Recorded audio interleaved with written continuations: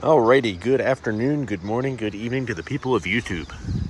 We got a new little unit in the backyard, and it's not that little guy stomping around. Now we got this John Deere 322. So I picked this thing up in a recent video, probably the last auction video that I would have posted. So if you want to go back and look at that, I bought this and another little mower that I'm going to do a future video on. When I was at the auction, I had absolutely zero interest in this. I didn't think it ran, and I thought it was kind of a little bit of a basket case, just looking at the, yeah, that's just, yeah. Looks lovely in there, doesn't it? So I wasn't super interested in this thing, and then I put a max bid on it because I saw that it did run according to the listing online, and then I promptly forgot about it. And I was walking around the ATHS show, semi-show in Madison, Wisconsin, and I got an alert that I won an auction. And this was it. So score this thing for cheap enough that I'm not too worried about it, because I could probably sell the implements alone for close to what I have into it. And yeah. Anyway, it does run and drive. We drove it up onto the trailer. Oh, let me come back. Funky looking creature. Anyway, we drove it up. It's really hard to focus with him around. My girlfriend's dog, not mine. Don't worry. I still have my man card. Anyway. This thing does drive, runs and drives. Everything seems to work. The only thing I haven't quite figured out is the snowblower, and that's just kind of loosely sitting on there because I needed to get it off my trailer and didn't want to throw my back out.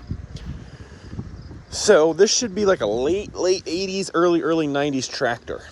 Now, I'm much more familiar with the 318s and 316s and stuff like that. I've had quite a few of them and worked on quite a few for a few people. I knew nothing about these until I saw it. This thing's quite a bit different, but quite a bit similar to those 318 tractors that everyone seems to know and love. The big difference being this, a 3-cylinder gasoline Yanmar. I didn't even know Yanmar made gas engines. Apparently these things are pretty sought after. They last a lot longer than the Onans. Parts are easy enough to get, and they just run smoother and more powerful. Now, I don't know much about this one other than the fact that it does this when you turn the key. It fires right up. Now, when you get into the higher RPM, got some issues.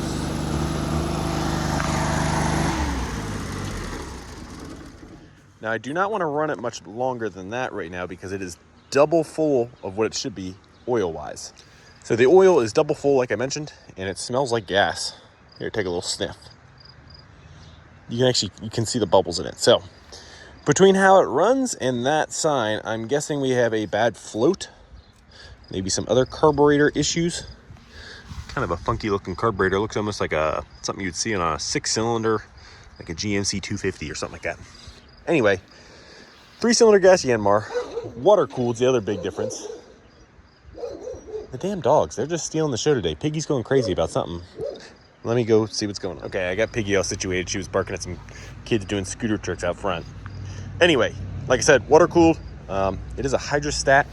It has 2 spools of hydraulics. The one for the deck does function. That also means we have 4 hydraulic ports up front. So that's that's like a power lift and power angle blade. That would be really nice. What else do I know about this thing? Not much. I know very little about this thing. We're missing a tail light. None of the lights function. We have a trailer ball hitch. It's got a 50-inch deck, which seems to be in pretty nice shape, except for this big old dent in the vent. We're missing our side panels. It seems like someone went and did quite a bit of wiring work. But otherwise, it seems rather unmolested and unchanged. I wish we had the side panels. That would really tie this thing together. Our hood is a little broken up. It's right there, which is a shame. Our battery's some 722, and we have 0 hours, so someone played with the hour meter. So yeah, I don't know. I definitely don't need this in my current yard because you're seeing the biggest patch I have, but I'm hoping to buy some property soon, so maybe I'll hold on to this for that, or maybe we'll just flip it right away because I have a lot of stuff going on in the yard right now. Little guy's playing over by the Odyssey now. Interesting. So yeah, it went cheap at the auction. I snagged it up. Let's get to fixing it, and then we'll decide what the hell we're gonna do with the thing. Get this snowblower off.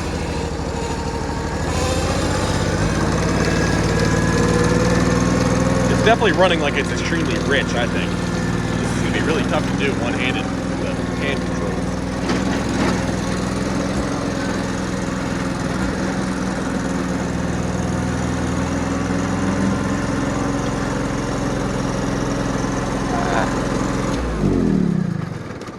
This thing has the drift that a lot of these 300 series Deeres have. You try and put it in neutral and it either goes a little forward or a little reverse. Oh, nice. And it's caught up. There we go. Lovely. Glad this side's the one that's under tension now.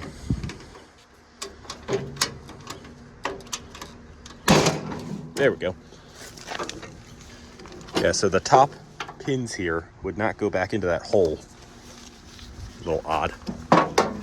Also, this is like a horizontal input perpendicular to the output of the PTO. So something's wrong. This is not the right snowblower, or we're missing something vital. All right, can't really get you guys much more up close and personal than this for the oil change, but I don't know if you care to be. As I've mentioned in previous episodes, the last time was the little mower that we revived and I now use weekly. I am the king of making a mess doing oil changes. Let's see if I can keep that title.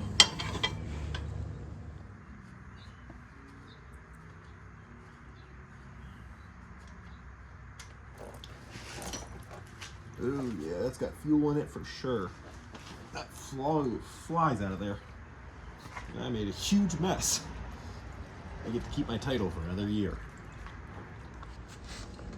All right, our dinosaurs of choice today is the Pennzoil that was on clearance.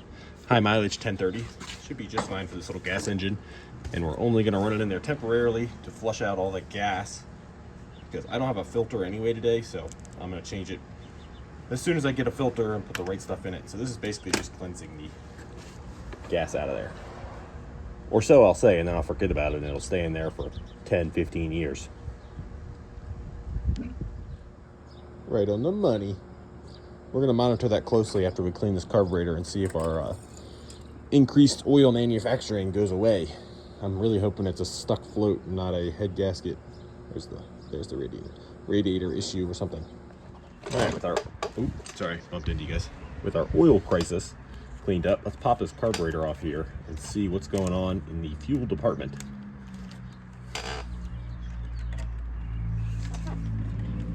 Now, when I was under the tractor, I happened to notice there was like a little computer-looking box at the bottom of the steering column. You can actually kind of see it down in there. I know you guys can't see it, but I can see it. Not quite sure what that runs. This does have an electric pump, and it seems to just kick on with the key. That's easy to get the air filter out of the way. Let's see what that's like. So I don't know if it's just like an ignition box or what it is. Hopefully we don't have to screw with it. Although the wiring looks like a mess so far, seems like everything works except for the lights. I did click the PTO on earlier and that seemed to function, so. All right, here's a good window into how this thing was maintained. I can't see through the pleats. So, you know, not good looking, but not horrible looking, I guess. I've seen a lot worse on a lot nicer tractors. All right, what do you guys think this carburetor is going to look like inside? It's got the shape of an Onan carb, which is kind of cool. They probably just took the design of the Onans and made it a little bigger.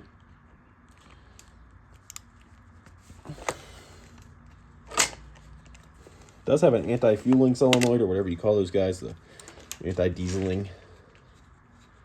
Those are kind of cool.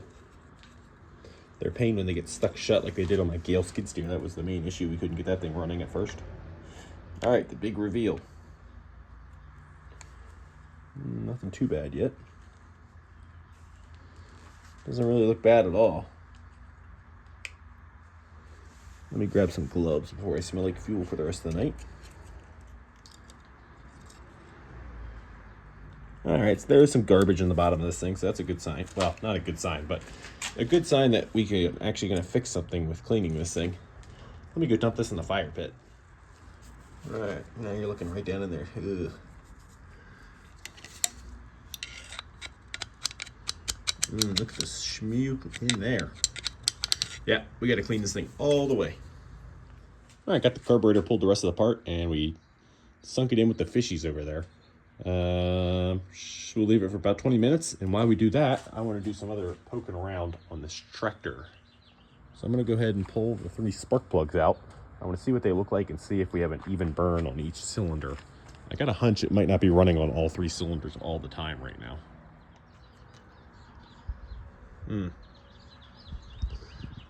So it looks like at one point it was really rich, and at one point it was really lean, so that's not a really definitive answer from that plug. You guys see that at all? Interesting. Let's pull the rest. All right, same thing here, so that's consistent at least.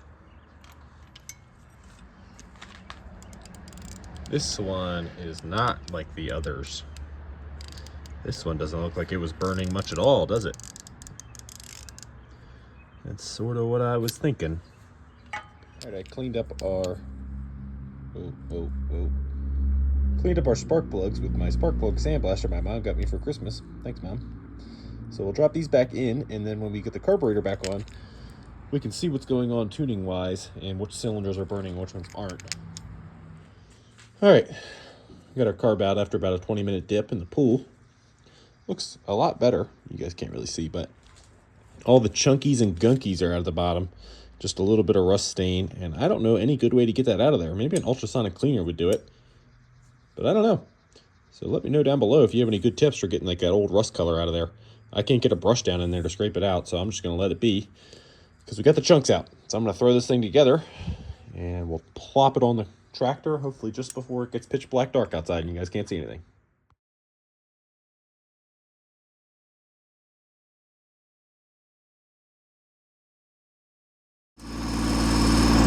All right, I thought I was filming, but I was actually filming a time lapse by accident. So we had the carburetor back on. I lost the linkage from there back like an idiot, but it seems to run pretty good now.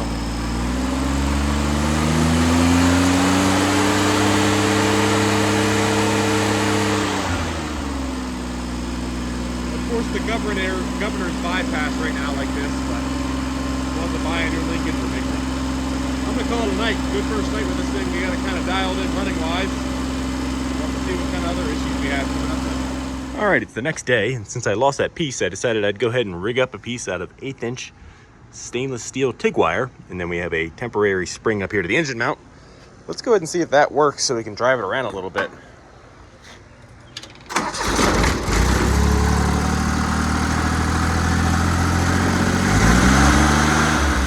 Oh yeah. Sweet. Let's take it for a spin. All right, I broke out the chest camera. Let's see how this thing does.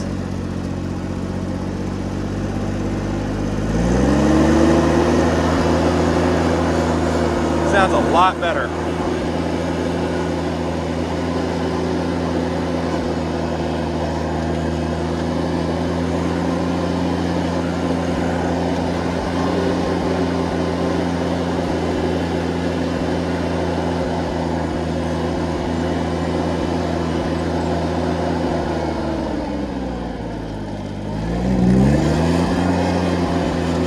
Doesn't like if you rev on it real quick, but that's okay.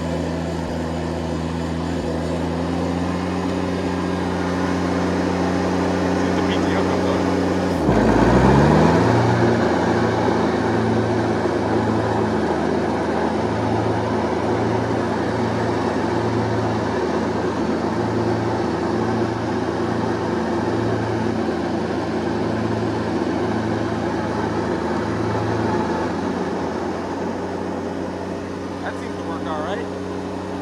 See how fast it is.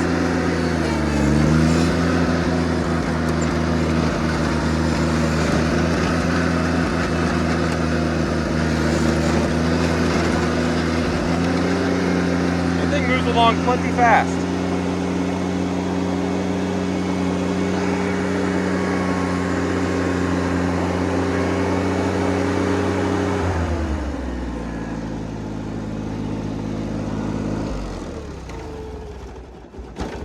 Uh-oh.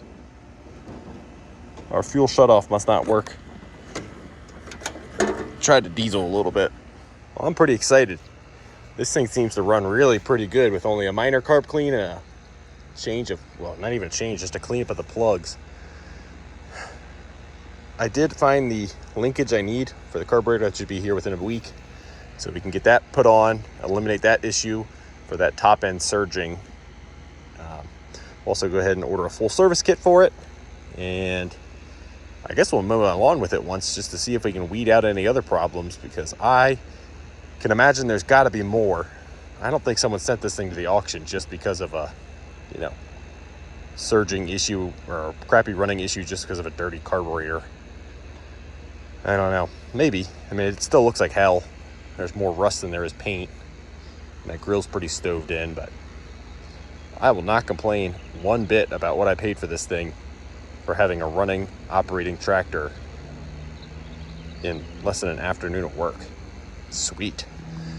All right, well, I guess you'll see it right this second, but I'm going to take a week off while I wait for some parts to come and I dive into some other projects like that guy. Then we'll figure out where we're going with this. Alrighty, well, it's been like a week. Maybe 2. Quite possibly 3. We got some parts though. Like $30 worth by the time I paid shipping from Mother Deere. We have that linkage that I lost and the accompanying spring. Now, we bent up a piece of TIG filler wire earlier to kind of replace that, and it sort of works, but this will definitely make it hopefully run a little better. Ooh, are you guys smudged? You were, my apologies.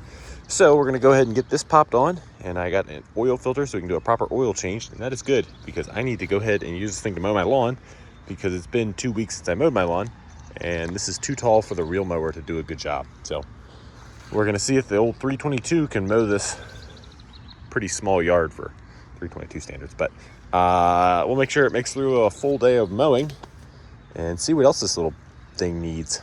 All right, I think I got the little guys all slipped in there. Just had to pop the 2 bolts out of the carburetor and kind of bend it all sorts of ways to get it through.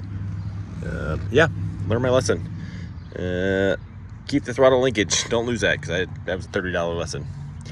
I'm gonna pop this gasket back in there and throw the 2 bolts on, and we'll fire it up to see if there's any difference. All right, got that all buttoned up. Let's see if it runs any different.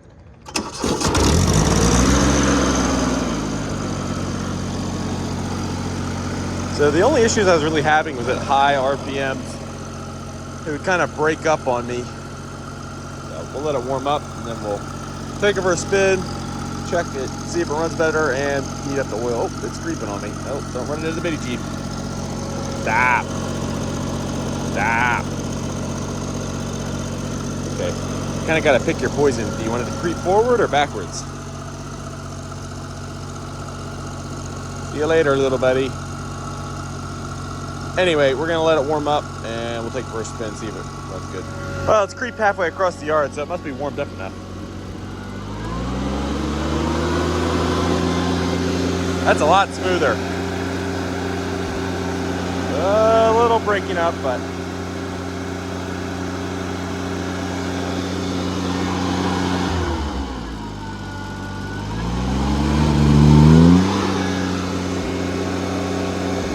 I can live with that.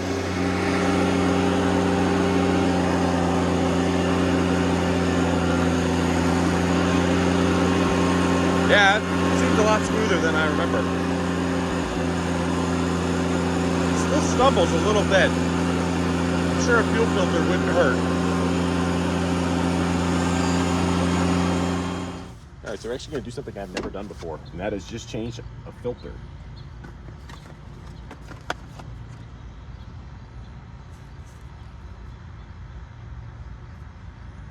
Son of a gun, that does not look remotely right, does it? Okay, never mind. Okay, just forget that I was ever going to change the oil. I do wonder what this is for. Alright, I'm going to send that back to Amazon, and we'll find the right filter. For now, we're going to let it be because it's got fresh oil in it from earlier, and it's probably fine. All right, well, just because we couldn't change the oil does not mean I want to avoid the rest of the maintenance. So I wanted to check out the deck, and everything's checking out pretty good. Remarkably good shape. This thing must not have sat outside because there's no big rust spots or anything on this deck. Although, I have not been able to find any grease zerks on the top or bottom side of our bearings. So they must be some sort of seal bearing. Our belts look good. They don't need to be replaced. All the pulleys seem to be well attached. So I think we're good in the deck department. The tires all hold air, but they are looking pretty rough, but they should get us by for a few seasons at least. So I'm like kind of running out of stuff to do on this thing. We do need to get a new fuel cap because we're letting in water that way. I guess I'll grease the front knuckles and shoot, I don't know anything else to do other than use the damn thing and find some other issues.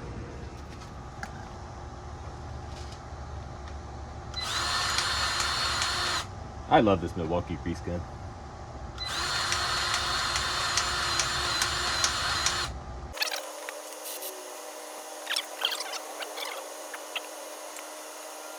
All right, I did end up finding a few more grease fittings in this little thing. We got them touched up and it should be ready to rock and roll, although the yard is not because it just rained this morning and it's just gonna be a clumpy mess if I try and mow right now. So I'll see you tomorrow, I guess. We'll see how this thing performs.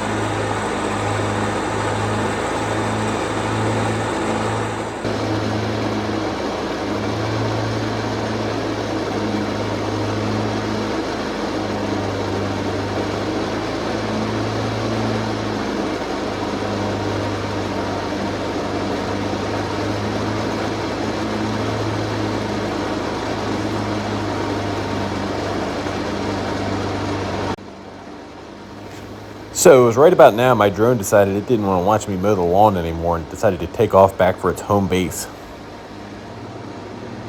One thing I definitely like about this tractor is the hand shift hydraulic controls. It's actually really convenient and I really like it when you come to the end of the row and you need to spin around.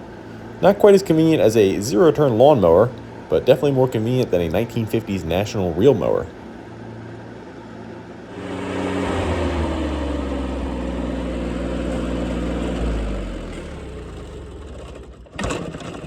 That's how you know it's a good tractor, when it wants to keep running when you shut it off. Ugh. Alrighty, so that was actually over a period of 2 days that we mowed the lawn. We mowed it the first time that way, and then the second time I came back 2 days later when it dried out a little bit. We did kind of a cross hatch pattern, although it doesn't really look that different because I ended up double cutting it like that. Whatever, and it doesn't matter. All you guys care about is the quality of this tractor. So I'm pretty happy with this John Deere 322. From picking this thing up at the auction yard for I think 350 bucks to less than 2 weeks later, we're mowing the black yard and making it look like this. This thing cuts really good for not touching those blades or anything. Cuts good. Everything really works. I mean, everything except for the headlights is the only big thing that I know is missing. We're missing a headlight, the whole like bulb assembly holder, and one of the taillights. We need the side panels. So if you are somewhere around eastern Iowa, western Wisconsin, or western Illinois, and you have those parts, let me know. I'll put my email down below. I will say, between the 2 days of mowing with this thing, the first day when I was mowing with it had a minor miss, and I ended up checking it out today before I started using it, and I unplugged all the coil wires and ran a primary and secondary check. A secondary check is you check the positive and negative of the coil for ohms, I just compared them between all 3 coils, and then a primaries from the positive side of the coil to the plug wire, and they all checked out pretty good. So I was like, well, that's not our misfire. But I guess jiggling or reattaching those positive and negative wires on the coil, something made it really happy, because now the misfire has completely gone away. Although I will say, about 20 minutes into mowing, it did randomly shut off on me. It seemed like it was like running out of fuel, so I let it sit there, primed with a pump, and tried to start it, and it wouldn't. And I ended up walking inside, getting a drink, coming back out, and it fired right back up. So I excuse me, all the fresh grass in the air. So I think we have some sort of vapor lock issue every once in a while. Just going to take some playing with it to check it out. I'm going to start with replacing a fuel filter, although I don't think you guys care to see that. And we're just going to monitor it as I continue to use the tractor. So the video is not quite done yet, because there's one more thing that's really bugging me about this that I want to fix. That's this hood. And I think we're at a good time right now to try and fix it before it gets any worse. So let's see if we can go ahead and pop it out of here. All right, to fix this, we need to secure these 2 little studs better off down in here, like these 2 over here are. To do that, we are going to attempt to use this epoxy from Harbor Freight. It must be good stuff if it came from there, right? We're just gonna mix it together into that glop. And then throw it all over the place over here, make a huge mess. Hopefully get a bunch of it down in that hole. You can kind of build this one back up. And then plunge these little guys back into their homes.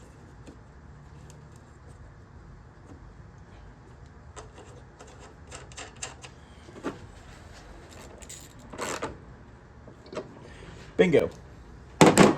Now we'll let them set up for about 24 hours, and hopefully this hood will fit a lot better. Alrighty, well, it's the next night. We got the hood reattached. Let's go ahead and see how much better it shuts now. I think you have to kind of... Bingo. No more gap in the front. No more gap in the rear. Wow, that helps a lot. I would really like to have those side panels, though. That would make a huge difference. All right, that's going to be the end of this video, but not the end of this tractor. You guys will definitely see this thing again. I would like to paint it up, as it looks pretty atrocious right now. But I know I don't have the time right now to do a good job of it, and I would like to do a halfway decent job. So for now, we're going to continue using this thing and try and collect some implements, some side panels, and you guys will see this in a future episode of Welding and Wheeling. So until then, thank you guys for watching, and I will see you on the next one.